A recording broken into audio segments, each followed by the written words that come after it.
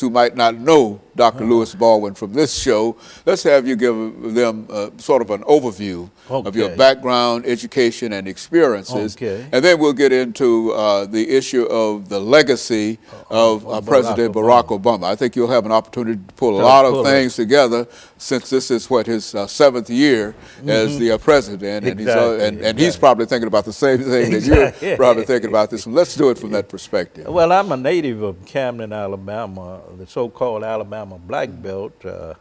I attended the public schools of Camden, Alabama, Wilcox County, graduated from Camden Academy High School in 1967, and I then matriculated at Talladega College in Talladega, Alabama, which is historically black college, graduating in 1971 with a BA in history. From there to Crozer Theological Seminary, where I received the MA degree in Black Church Studies in 1973, the MDiv degree in 1975. From there to Northwestern University, where I received the PhD degree in American Christianity in 1980. And since that time, of course, I've been writing about politics. I've been writing about Martin Luther King Jr.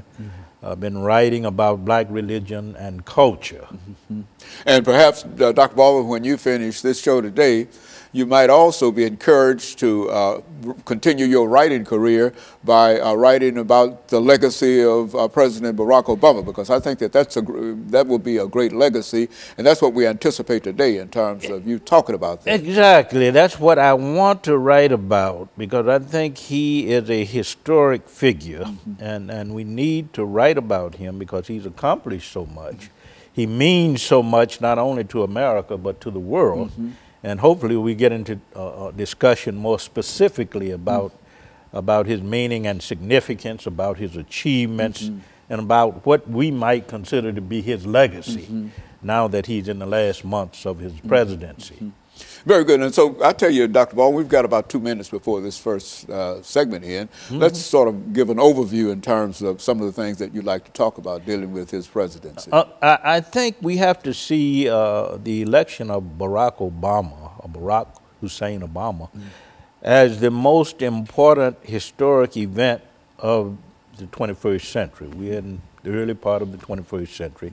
Many would say that September 11, 2001 is the most historic event. But I think that November 4th, 2008, when Obama was elected, this was the most historic event because it had implications not only for public policy in America, but for how we would relate to the rest of the world.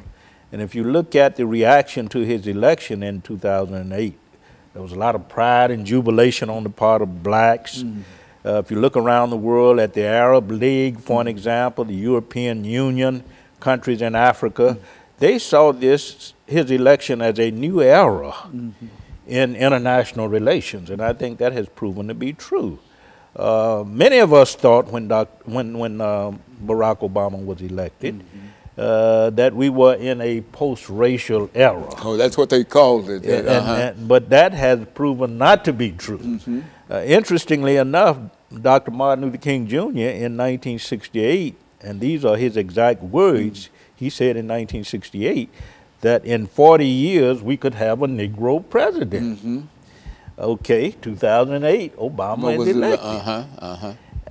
But that has not ushered in a post-racial America. We are forced to deal even more specifically with questions of race and gender and ethnic identity.